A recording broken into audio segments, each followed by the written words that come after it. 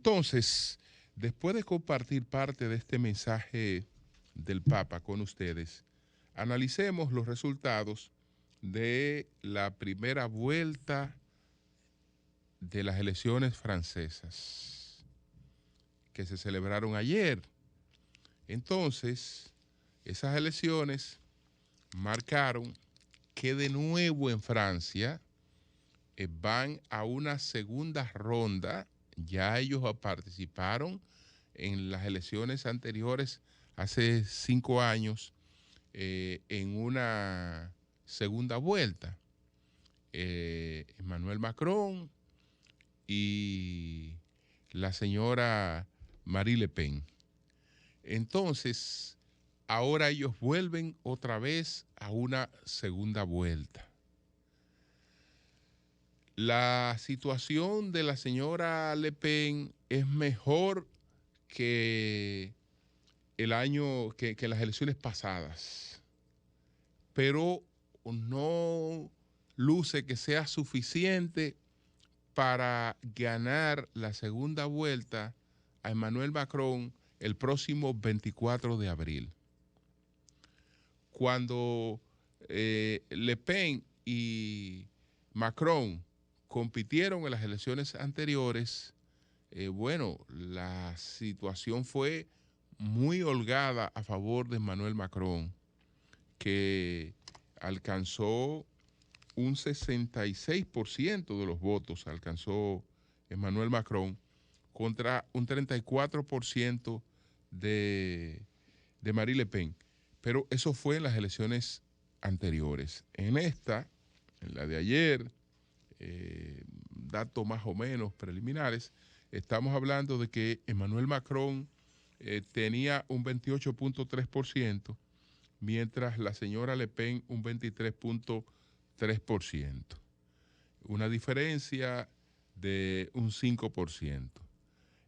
Con esas diferencias, mucha gente ha ido a una segunda vuelta y la ha ganado el que ha quedado en segundo lugar. Pero en el caso de estas elecciones francesas, hay que ver cuáles son las fuerzas que pueden determinar esto, que ahora se suman tanto a Macron como a Le Pen. La mayoría de los 10 candidatos que resultaron descartados ya han ido pronunciándose a favor de Emmanuel Macron.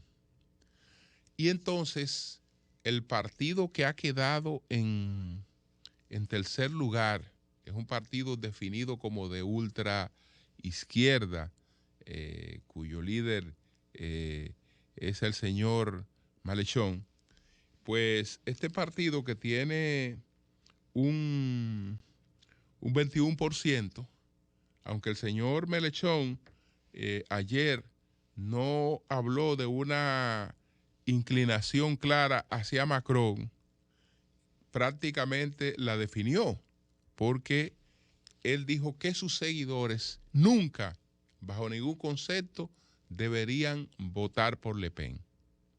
Entonces, evidentemente, si solo hay 2 candidatos y ya él planteó que no debe votarse por uno, quienes les escuchen, y si sacó un 20% es porque muchas personas le escuchan, esas personas, entonces, como es natural, se sentirían más cerca de Macron, que tiene una postura que puede definirse como centrista.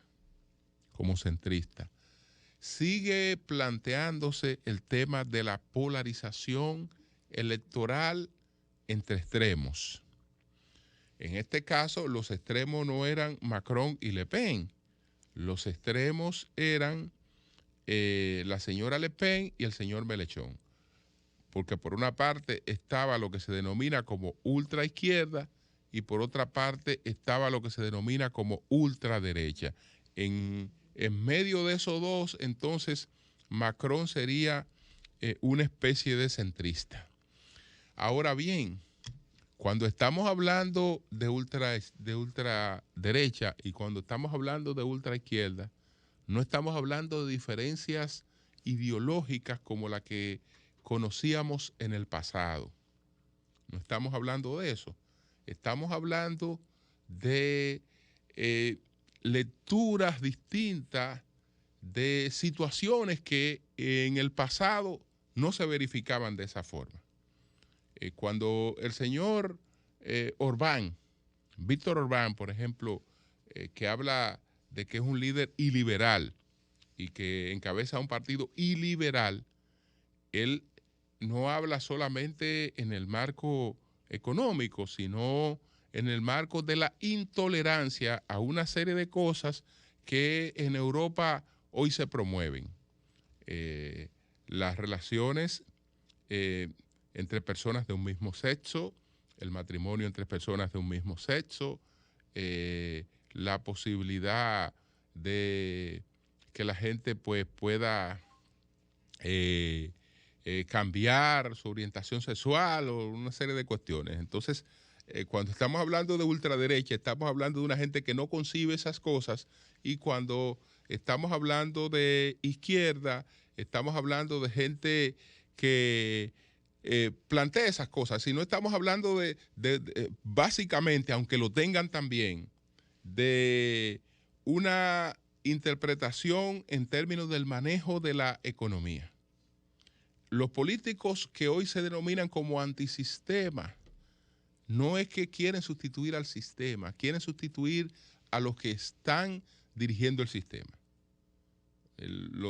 Y los dos, la señora Le Pen se considera o se le define como una persona antisistema. Bueno, Trump es una persona antisistema y eso no quiere decir que él tenga diferencias ideológicas con el sistema. Ninguna. Entonces, Macron tiene todas las posibilidades de mantenerse, superando algunas cosas. A él se le percibe muy elitista. Le Pen ha logrado un poco suavizar su imagen. Ella, en esta campaña en Francia, dicen que la señora Le Pen se chiraquizó. Se chiraquizó quiere decir que ella buscó parecerse mucho a una persona muy querida en la política francesa, un conservador, Jacques Chirac. Entonces, que ella se chiraquizó, que ella quiso buscar ese nicho de aprecio que hay de la gente por Chirac e interpretarlo, y que eso le suavizó su imagen ante ciertos sectores, pero no parece que pueda ganar. Esta es su tercera participación como candidata presidencial y la segunda en la que logra ir a una segunda vuelta. Pero esta recomposición es una recomposición que pudiera favorecer ampliamente a Macron. Y como prueba de que ya las diferencias ideológicas no son tales, por ejemplo, ¿cuál es la candidata que en Francia se define como de ultraderecha? Le Pen. Bueno, la candidata que se define en Francia como la candidata de ultraderecha, ella a sí misma se define putiniana. Es decir, ella quisiera una relación más cercana con Rusia y es una gran admiradora de Vladimir Putin. Entonces ya ustedes ven que el mundo ha cambiado bastante. Que cuando estamos hablando del señor Putin no estamos hablando de nada que se parezca a la izquierda. Desde luego, Macron tampoco tiene malas relaciones con Putin. Incluso Macron ha sido uno de los mediadores en esta crisis. Y para usted mediar, tiene que tener buenas relaciones con las partes. Y Macron ha mediado ante Putin, lo que quiere decir que no tiene malas relaciones con Vladimir Putin, por el contrario. Pero la señora Le Pen no es de relaciones, no. Ella se define como Rusia es una de las prioridades en materia de su política exterior, que eso también pudiera, por la coyuntura actual, terminar perjudicándole.